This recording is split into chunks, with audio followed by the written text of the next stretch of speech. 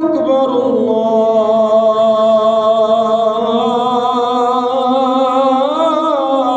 الله أكبر. الله. أشهد أن لا إله إلا الله.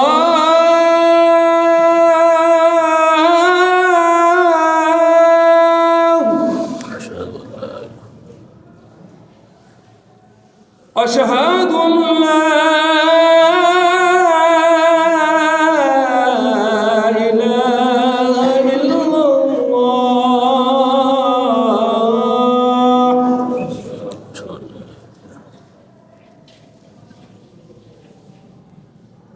أشهد أن محمدا رسول الله.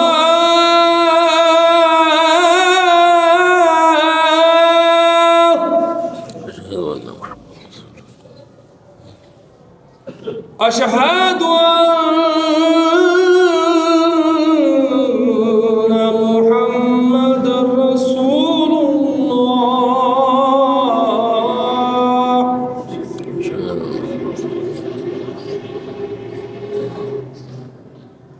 حي على الصلاة.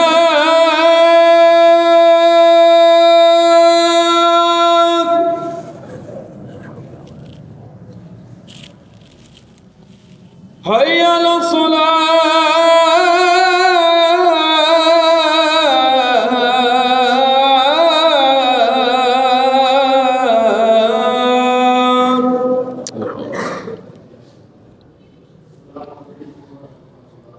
حي على الفلاح.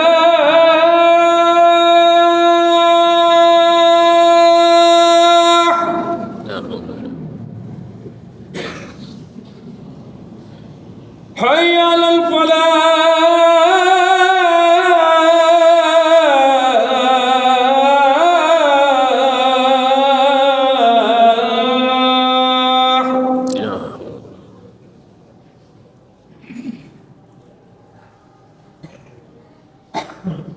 الله أكبر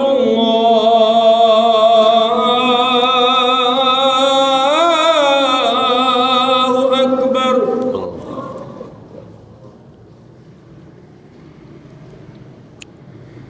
لا إله إلا الله.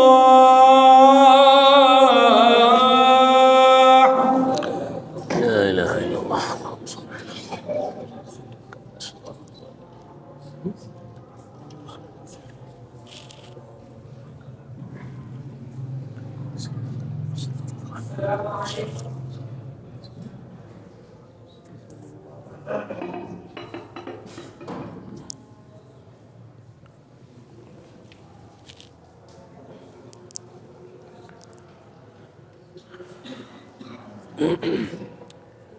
السلام عليكم ورحمة الله وبركاته.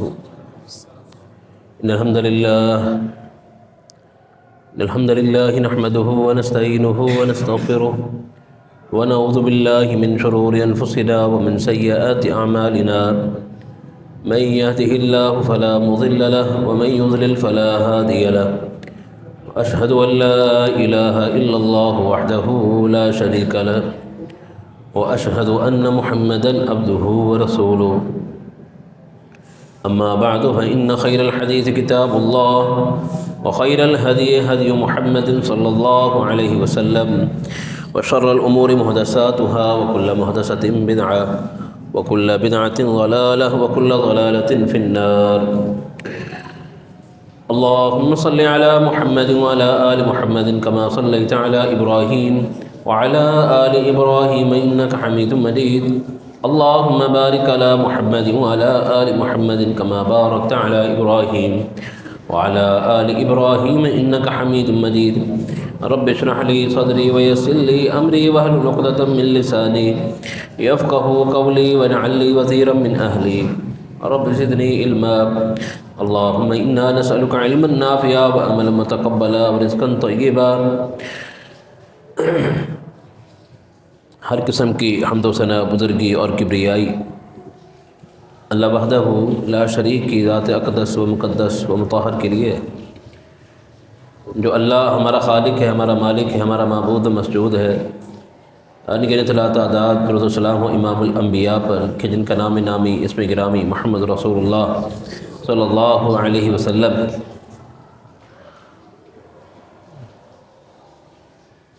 آج کی گفتگو میں ایک اہم موضوع کے حوالے سے کچھ گزارشات آپ کے سامنے رکھنی ہے،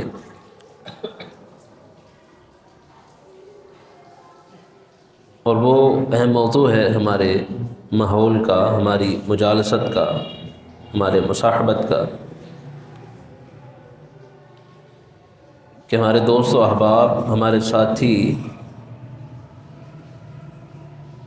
کیسے ہوتے ہیں،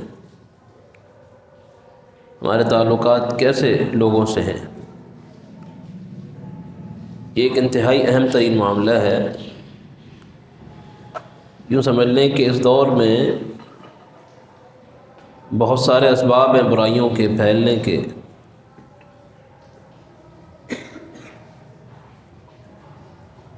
روزانہ نت نیا فتنہ وجود میں آ جاتا ہے۔ اس کی بہت ساری وجوہات ہیں، ان میں سے ایک بڑا سبب وہ ہماری یہ مجلسیں ہیں، ہماری دوستیاں ہیں، ہماری گیدرنگ ہے، کہ ہم نے اپنی گیدرنگ کے حوالے سے کوئی معیار قائم نہیں کیا ہوا۔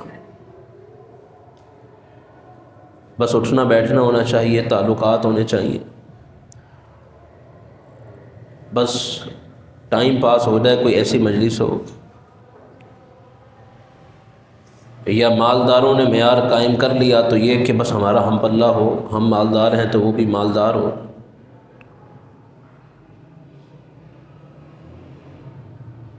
یا کسی حد تک ہم عمر کا پلہ قائم جو ہے وہ معیار قائم کر لیا، تو اس طرح کے معیار تو قائم کیے جاتے ہیں، لیکن اچھی مجلس کا، اچھی دوستی کا اور بری دوستی کا کوئی خاص اس میں لحاظ نہیں رکھا جاتا، اور اس کے پھر بہت سارے نقصانات ہم اٹھاتے ہیں۔ نبی کریم صلی اللہ علیہ وسلم نے اس اہم معاملے کو ایک مثال کے ذریعے سے سمجھایا ہے، صحیح بخاری میں، صحیح مسلم میں، حدیث کی دیگر کتابوں میں ایسی مثال دی ہے کہ یہ مسئلہ بالکل واضح ہو جائے، اس کی حیثیت اور اہمیت واضح ہو جائے۔ آپ نے فرمایا مثل الجلیس الصالح او السوء کحامل المسک او النافخ الکیر،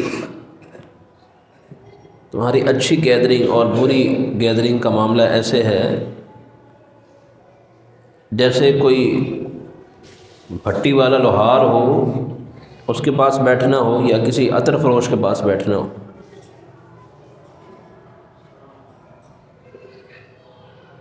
اگر کسی لوہار کے پاس بیٹھو گے، کسی عطر فروش کے پاس بیٹھو گے، تو دونوں مجلسیں ایک جیسی نہیں ہیں، ایک فرق واضح نظر آتا ہے۔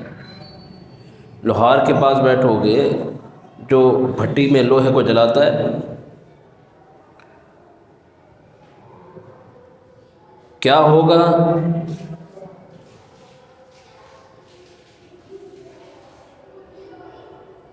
اس کی بھٹی سے اٹھنے والے شعلے تیرے کپڑوں کو جلا سکتے ہیں۔ مَأَن تُحْرِقَ ثِيَابَكَ،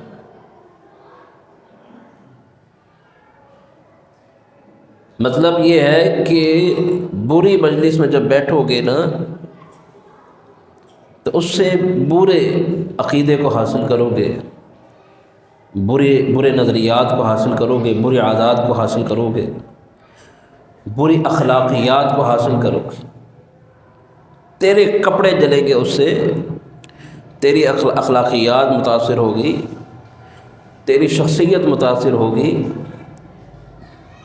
لہذا اگر کوئی یہ سمجھتا ہے کہ میں پورا شعور رکھتا ہوں، کیا ہوا ایسے لوگوں سے تعلق ہے؟ نہیں، نقصان اٹھاؤ گے۔ جس طرح بھٹی سے اٹھنے والے شعلے تیرے کپڑوں کو جلا سکتے ہیں، بالکل اسی طرح بری مجلس سے اٹھنے والے یہ برائی کے شعلے تجھے اثر انداز کر دیں گے۔ کیسی عظیم ترین مثال دی رسول اللہ صلی اللہ علیہ وسلم نے۔ تیرا عقیدہ خراب ہوگا۔ کہتے ہیں مامون الرشید کا عقیدہ خلق قرآن اسی لیے بنا کہ اس کا ایک ایسے ہی مولوی سے تعلق تھا، وہ اسے پھر اسی پٹی پر چڑھا گیا۔ تو ہماری ایک بڑی پہچان ہماری گیدرنگ ہوتی ہے۔ کہتے ہیں جناب بڑا اچھا آدمی ہے وہ دیکھو نیک لوگوں میں بیٹھتا ہے، اور کسی کے بارے میں معلوم نہ ہو تو کہتے ہیں جناب وہ تو چوروں میں بیٹھنے والا ہے، وہ برے لوگوں میں بیٹھتا ہے، وہ فلاں کے ساتھ اس کی دوستی ہے، وہ انتہائی بدمعاش آدمی ہے، برا آدمی ہے، اس سے اس کا تعلق ہے۔ صرف اس تعلق کی وجہ سے لوگ اس سے دور ہونا شروع ہو جاتے ہیں، صرف اس تعلق کی وجہ سے۔ دیکھیں صحیح مسلم وغیرہ میں ہے کہ اللہ کے رسول کے صحابی مالک بن دخشن کو بعض صحابہ منافق سمجھ بیٹھے، اور اللہ کے وسلم نے ان کی صحابیت کی گواہی دی، وہ منافق نہیں تھے۔ لیکن شارحین نے یہاں وضاحت کی کہ پھر بعض صحابہ کو یہ غلط فہمی کیوں ہوئی؟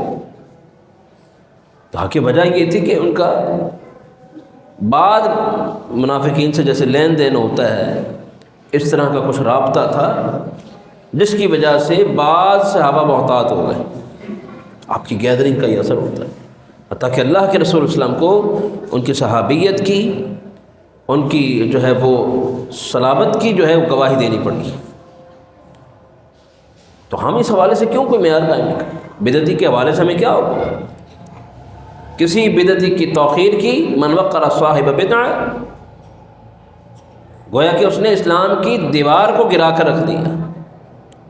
تو جب آپ بدعتیوں سے تعلق جوڑیں گے، اس سے کیا حاصل کریں گے؟ بدعت حاصل کریں گے، بدعتی افکار حاصل کریں گے، اور وہی بدعتی بیماری آپ کے اندر رائج ہو جائے گی، وہی لت آپ کو لگ جائے گی،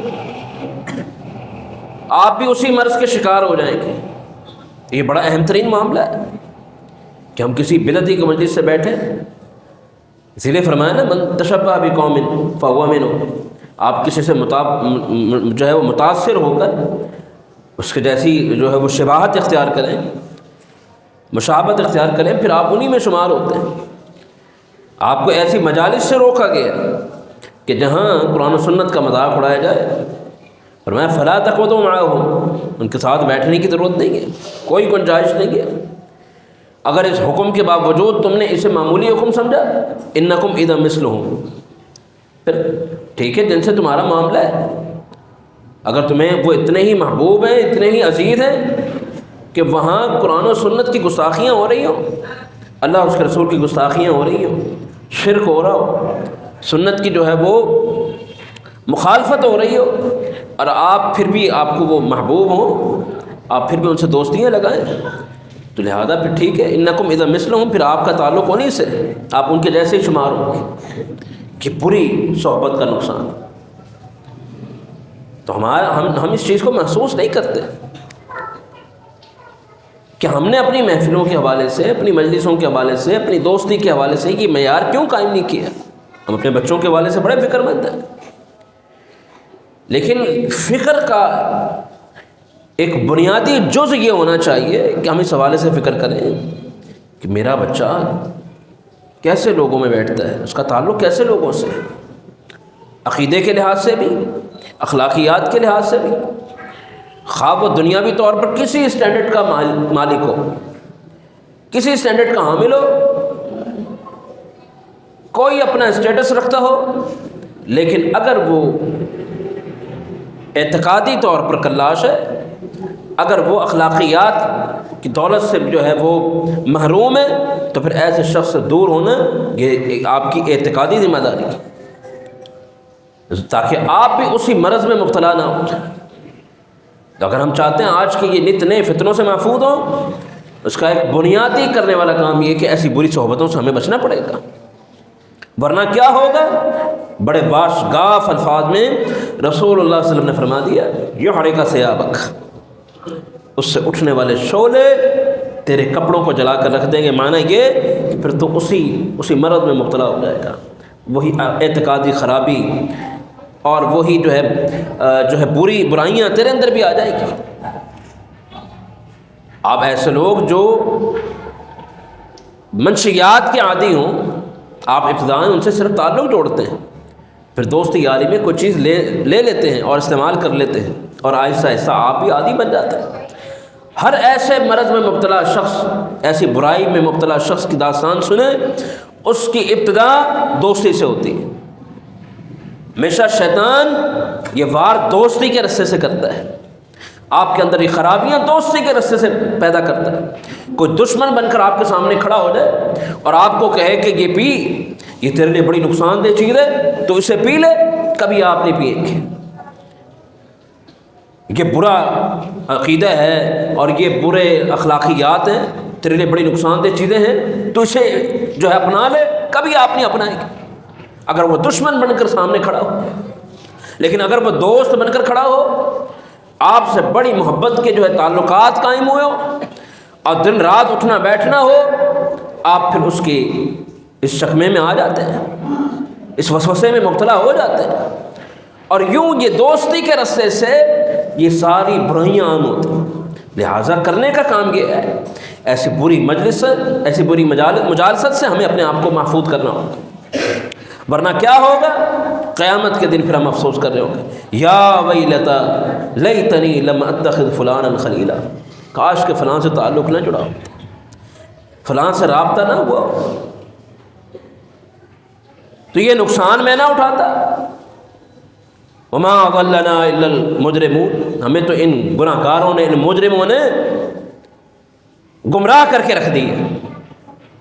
کوئی کہہ رہا ہوگا کسی کے بارے میں اللہ اعلان فرماتا ہے الاخلاء یومئذ بعضهم لبعض عدو، یہاں بڑی محبت کی پینگیں ہیں، بڑے تعلقات اور بڑی دوستی ہیں، قیامت کے دن یہی ایک دوسرے کے دشمن بنے ہوں گے اور ایک دوسرے پر الزام لگا رہے ہوں گے کہ اس کی وجہ سے میرا بھی کھانا خراب ہو گیا، میرا نقصان ہو گیا، اور میں مجرم ٹھہرا اور میں نے یہ سارا نقصان اٹھایا۔ تو اس دنیا میں کیا ہمیں یہ اس حوالے سے سوچنا نہیں چاہیے کہ میری گیدرنگ کیسے لوگوں سے، وہ اخلاقی لحاظ سے کہاں کھڑے ہیں، وہ اعتقادی لحاظ سے کہاں کھڑے ہیں، ان میں کون سی برائیاں موجود ہیں؟ اگر یہ فرق نہ کیا اور صرف ایک معیار بنا لیا کہ مالی طور پر اچھا ہے، دنیاوی طور پر اس کا اسٹیٹس اچھا ہے، ساری برائیاں صرف اس وجہ سے آپ چھپا لیں اس کی، تو نقصان اٹھائیں گے۔ اسی لیے فرمایا یا تو تیرے کپڑے جلیں گے، ورنہ کم از کم تجد ریحا خبیثا، تو بری بدبو اس سے پاتا رہے گا، تجھے فائدہ کوئی نہیں ہونا۔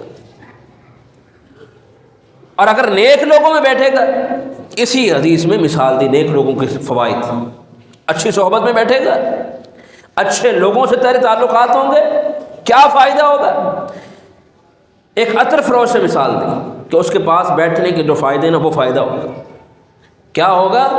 اما ان یحدیک، یا تو وہ تجھے تحفہ دے گا، تحفے میں تمہیں اچھی اچھی خوشبوئیں مل رہی ہو، عود مل رہا ہو، کستوری مل رہی ہو، آپ کو اعلیٰ ترین پرفیوم مل رہے ہو، بہترین تحفوں میں سے بہترین تحفہ، اگر آپ کو یہ ہدیہ مل رہا ہے تو اس سے اچھی جو ہے وہ صحبت کیا ہو سکتی ہے؟ جو آپ کی سونگیں آپ اور آپ کا دل و دماغ معطر ہو جائے، یا آپ کو کم از کم یہ فائدہ ہوگا اگر اس نے کبھی تحفہ نہ دیا تب تعامل ہو، آپ اس سے خرید لیں گے، یہ خوشبو آج مجھے بڑی اچھی لگ رہی ہے، نیا مال آیا، ذرا استعمال کر کے دیکھو، آپ کے لیے خصوصی ڈسکاؤنٹ ہے، دوستی یہ تعلق ہے، دوسروں کو اس ریٹ پر نہیں دوں گا، بڑا جو ہے یہ انٹرنیشنل برانڈ ہے آپ کے لیے پرفیوم کا، آپ اس کو اس دوستی کا فائدہ اٹھاتے ہوئے جو چیز خرید رہے ہیں وہ خواب ڈسکاؤنٹ کے ساتھ لے رہے ہیں، لیکن اچھی چیز لے رہے ہیں، خوشبو لے رہے ہیں، آپ کو وہ تحفے میں نہ دے، آپ اس سے خریدے بھی نہ، نقصان پھر بھی نہیں، پھر کیا فائدہ ہے؟ آپ اس کے پاس بیٹھتے رہیں گے، مختلف قسم کی خوشبوئیں آپ کو فری میں سونگنے کو ملتی رہیں گی، آپ کا دل و دماغ معطر ہوتا رہے گا۔ یہ مثال اللہ کے رسول علیہ السلام نے دی، یعنی کسی صورت نقصان ہے ہی نہیں، اور بری صحبت کا کسی صورت کوئی فائدہ ہے ہی نہیں۔ کہتے ہیں نا گاجر ہے، صحبت کا اور مجالست کا اور ماحول کا اثر یہ ہے، آپ اس کو چینی کے ساتھ اور پانی کے ساتھ رکھ دیں کچھ دن، ادھر نمک کے ساتھ پانی کے ساتھ رکھ دیں کچھ دن، یہ جو چینی کے ساتھ پڑی رہی ہے کچھ دن، جس کو آپ بعد میں کہیں گے یہ مربع ہے، اس کا نام آپ سرکہ رکھ دیں گے، وہ نمک میں پڑا رہا ہے۔ یہ ماحول کا اثر ہے، یہ گیدرنگ کا اثر ہے، اور رسول اللہ صلی اللہ علیہ وسلم نے اس اعلیٰ ترین، عظیم ترین اور اتنے جامع ترین کلمات میں اس کے فوائد بتلا دیں۔ اور اچھی صحبت کی بات کریں تو اس میں سب سے پہلا مرحلہ، سب سے عظیم مجالست، عظیم دوستی، وہ ایک عالم دین کی دوستی ہے، ایک عالم دین سے تعلق ہے۔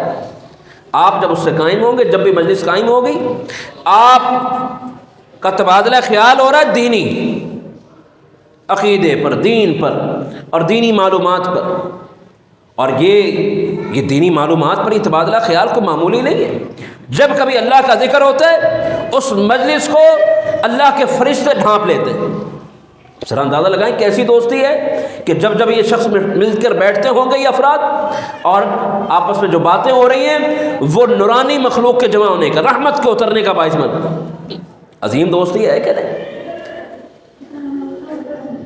اس سے عظیم دوستی اور کیا؟ پھر آپ اس سے عقیدہ سیکھ رہے ہیں، اپنی اصلاح کر رہے ہیں۔ اور آج کے دور میں اگر بات کی جائے، رسول اللہ صلی اللہ علیہ وسلم نے فرمایا کہ قرب قیامت ایسا دور آئے گا، انسان صبح مومن تو شام کو کافر، یصبح مومنا یصبح الرجل مومنا ویمسی کافرا، صبح مومن ہے تو شام کو کافر، شام کو مومن ہے تو صبح کافر۔ یعنی عقل و شعور کے لحاظ سے وہ اتنا گر جائے گا کہ وہ اس کا عقیدہ بگڑ رہا ہے۔ دن میں کئی بار انسان کہے گا، یہ سوال پیدا ہوتا ہے جس دور میں دنیا چاند پر پہنچ گئی، یہ فکری لحاظ سے یہاں کھڑا ہے کہ صبح مومن تو شام کو کافر، شام کو مومن تو صبح کافر، آخر وجہ کیا ہے؟ میں اس کو ایک اور حدیث کے ساتھ جوڑ کر وجہ نکال رہا ہوں۔ رسول اللہ صلی اللہ علیہ وسلم نے فرمایا قرب قیامت ایسا دور آئے گا کہ اللہ رب العالمین علم کو اٹھا لے گا، اور علم کو کیسے اٹھائے گا؟ ان اللہ لا ينتزعه،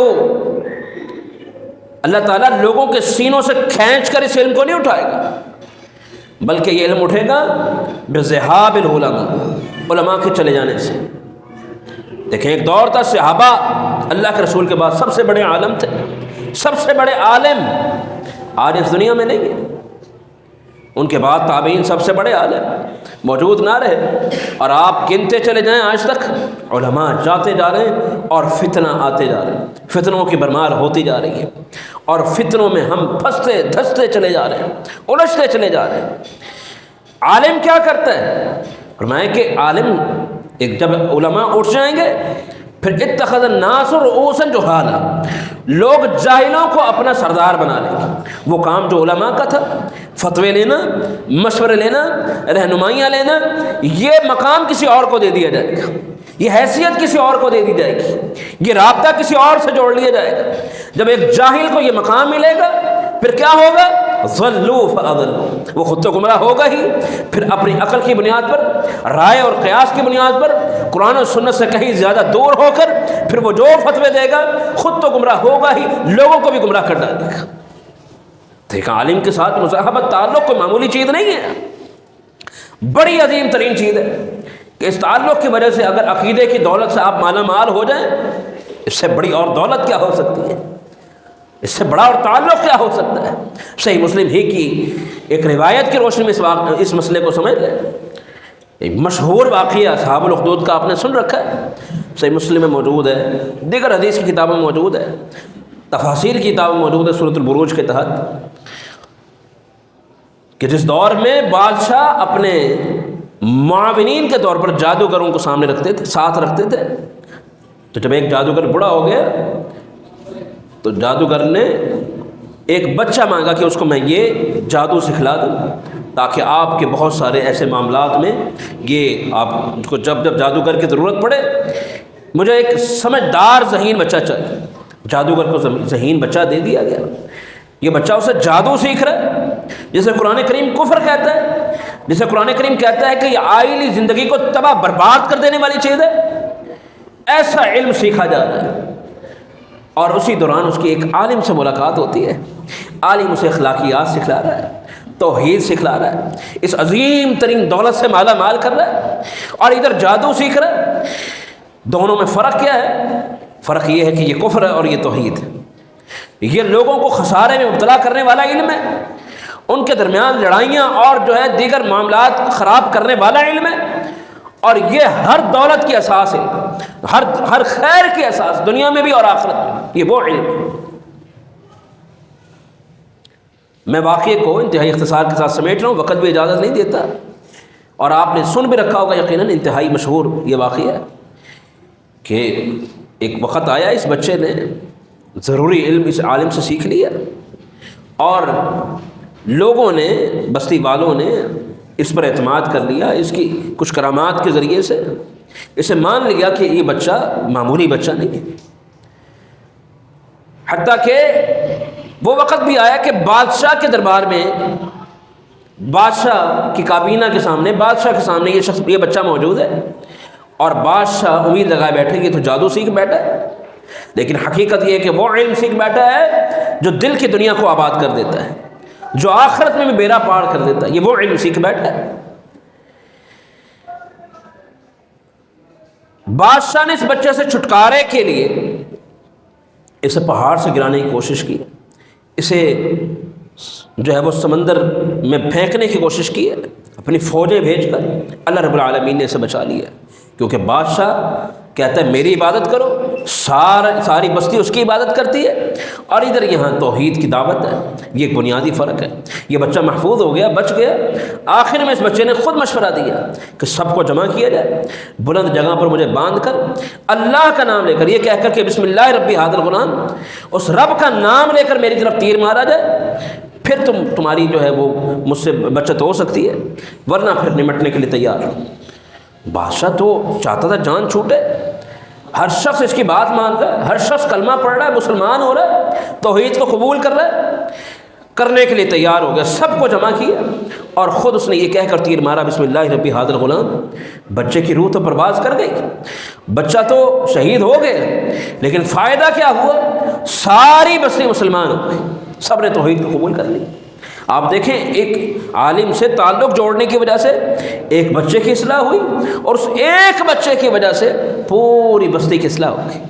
یہ علم کا اثر ہے، یہ علماء سے تعلقات کا اثر ہے، ان سے یہ علم حاصل کرنے کا اثر ہے۔ تو اگر آپ نیک کم از کم مومن سے تعلق جوڑیں گے، رسول اللہ صلی اللہ علیہ وسلم نے فرمایا المؤمن مرآۃ لاخی المؤمن، مومن دوسرے بھائی کے لیے ایک آئینے کی طرح ہے، جس طرح انسان آئینے میں دیکھ کر اپنی اصلاح کرتا ہے، یہ مومن بھائی اسی طرح اس کی اصلاح کرے گا، اسی طرح اس کی اصلاح کرتا ہے۔ جب آپ کا تعلق ایسے نیک لوگوں سے ہوگا، وہ قدم قدم پر آپ کی اصلاح کرتے رہیں گے۔ آپ کا یہ عمل صحیح نہیں، آپ کا یہ طریقہ صحیح نہیں، آپ کا یہ عقیدہ صحیح نہیں، اور آپ کی اصلاح کریں گے، آپ کے بارے میں لوگوں کے سامنے ڈھنڈورا نہیں پیٹیں گے۔ یہ اصلاح کا جو صحیح تعارف ہے وہ یہ ہے کہ جس کے اندر خامی ہو اس کو بتلایا جائے، جیسا کہ شیشہ کرتا ہے، شیشے سے تشبیہ دی ہے نا، تشبیہ دی گئی شیشے سے، آئینے سے، جس کے اندر خامی ہوتی ہے اسے بتلاتا ہے، آئینہ جتنی خامی ہوتی ہے اتنی بتلاتا ہے، اور جب جب ضرورت ہوتی ہے تب تب بتلاتا ہے۔ یہ تشبیہ مومن جب مومن سے تعلقات ایسے مضبوط کرتا ہے تو اسے سارے فائدے حاصل ہوتے ہیں، قدم قدم پر اس کی اصلاح ہوتی ہے۔ تو آج ہماری ایسی گیدرنگ کہاں گئی؟ آج یہ معیار کہاں گیا؟ اور اسی کو الولاء والبراء کہتے ہیں کہ آپ نے عقیدے کی بنیاد پر تعلقات قائم کی، محبتیں قائم کی عقیدے کی بنیاد پر، نفرتیں قائم کی تو عقیدے کی بنیاد پر۔ تو اور اگر ایسی محبتیں قائم کر لی، ایسی دوستیاں قائم کر لی، تو یہاں بھی بیڑا پار ہے اور وہاں بھی بیڑا پار ہے۔ اللہ رب العالمین سمجھنے کی توفیق عطا فرمائے۔ وما توفیقی الا باللہ، علیہ توکلت و الیہ انیب۔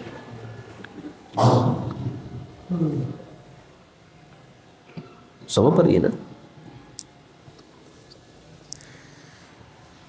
إن الحمد لله نحمده ونستعينه ونستغفره ونعوذ بالله من شرور أنفسنا ومن سيئات أعمالنا من يهده الله فلا مضل له ومن يضلل فلا هادي له وأشهد أن لا إله إلا الله وحده لا شريك له وأشهد أن محمدا عبده ورسوله أما بعد فإن خير الحديث كتاب الله وخير الهدي هدي محمد صلى الله عليه وسلم وشر الأمور محدثاتها وكل محدثة بدعة وكل بدعة ضلالة وكل ضلالة في النار يا أيها الذين آمنوا اتقوا الله حق تقاته ولا تموتن إلا وأنتم مسلمون يا أيها الناس اتقوا ربكم الذي خلقكم من نفس واحدة وخلق منها زوجها وبث منهما رجالا كثيرا ونساء واتقوا الله الذي تساءلون به والأرحام إن الله كان عليكم رقيبا يا أيها الذين آمنوا اتقوا الله وقولوا قولا سديدا يصلح لكم أعمالكم ويغفر لكم ذنوبكم ومن يطع الله ورسوله فقد فاز فوزا عظيما. آج کی گفتگو میں مجالست صحبت گیدرنگ کے حوالے سے گزارشات رکھی گئی ہیں کہ ہماری محفلیں ہماری گیدرنگ ہماری دوستیاں جو ہے وہ اچھی ہونی چاہیے تاکہ ہم ہر قسم کے فتنے سے محفوظ رہیں، بری صحبتوں سے برے تعلقات سے ہمیں محفوظ رہنا چاہیے. یہاں ایک تیسری بات بھی ہے، اس پر بات کو سمیٹوں گا، اور وہ یہ ہے کہ ہمیں اپنا بھی انداز ایسا ہونا چاہیے، ہمارا معاملہ بھی ایسا ہونا چاہیے کہ لوگ ہم سے دوستی لگائیں، ہم سے تعلق قائم کریں. اگر ہماری اخلاقیات اچھی ہوں گی، رسول اللہ علیہ وسلم کے بارے میں حکم دیا گیا نا قرآن کریم، فبما رحمۃ من اللہ لنت لهم ولو كنت فظا غلیظ القلب لانفضوا من حولك. مخاطب اللہ کے رسول ہے، لیکن نصیحت کا پیغام ہم سب کے لیے ہے کہ اگر اللہ کے رسول بھی سخت دل ہوتے تو لوگ آپ کے قریب جمع نہ ہوتے. مطلب کیا ہے کہ ہمارا معاملہ ایسا ہونا چاہیے کہ لوگ، رسول صلی اللہ علیہ وسلم نے فرمایا کہ جب ایک کوئی شخص دنیا سے جاتا ہے تو یا تو مستریح ہوتا ہے یا مستراح ہوتا ہے، یا تو اس سے ہر شخص، ہر درخت، حجر شجر راحت پا لیتے، یا وہ دنیا کے اس قید خانے سے راحت پا لیتے. تو اللہ رب العالمین ہمیں مستریح بنائے کہ ہم جو ہے وہ اس مشکل سے راحت پائیں، اور ہمیں مستراح نہ بنائے کہ لوگ ہم سے راحت پائیں. ہم سے لوگ تنگ آ چکے ہوں، اگر کوئی تعلق بھی ہو تو صرف اتقاء شر کے لیے، ایسا معاملہ نہ فرمائے. تو یہ بھی ایک اہم ترین نصیحت ہے ہم سب کے لیے کہ ہمارا معاملہ ذاتی طور پر، ہماری اخلاقیات ایسی ہوں کہ دوسرے کے لیے خیر کا باعث بنے، نہ کہ شر کا. اور ایک اور چیز کہ آخرت کے حوالے سے بھی ہمیں اچھے تعلق کے اللہ سے دعا کرنی چاہیے. اسألک مرافقتک فی الجنہ، یہ حدیث ربیہ، اس میں بڑا ہمارے لیے میسج موجود ہے کہ نبی علیہ السلام نے جب کہا کہ ربیہ کیا چاہیے، بہت سوچ سمجھ کر مانگا بھی، تو کیا اللہ کے رسول آپ کی رفاقت آخرت میں چاہیے، آپ کا ساتھ آخرت میں چاہیے. تو ہمیں بھی یہی دعائیں کرنی چاہیے. اللہ ایسے انبیاء کا جو ہے وہ صادقین کا، شہداء کا، صالحین کا ہمیں ساتھ آخرت میں عطا فرما دے. اللہ رب العالمین سے دعا ہے کہ اللہ رب العالمین ہمارے عقیدے کی درستگی ہمیں کرنے کی توفیق عطا فرمائے، نیک لوگوں کا ساتھ عطا فرمائے دنیا میں بھی اور آخرت میں بھی. ہمارے بیماروں کو اللہ رب العالمین شفاء کاملہ عطا فرمائے. ہمارے مرحومین جن کا خاتمہ بالایمان ہوا ہے، اللہ رب العالمین ان کی مغفرت فرمائے. اللهم صل على محمد وعلى آل محمد كما صليت على إبراهيم وعلى آل إبراهيم إنك حميد مجيد. اللهم بارك على محمد وعلى آل محمد كما باركت على إبراهيم وعلى آل إبراهيم إنك حميد مجيد. ربنا آتنا في الدنيا حسنة وفي الآخرة حسنة وقنا عذاب النار. ربنا هب لنا من أزواجنا وذرياتنا قرة أعين واجعلنا للمتقين إماما.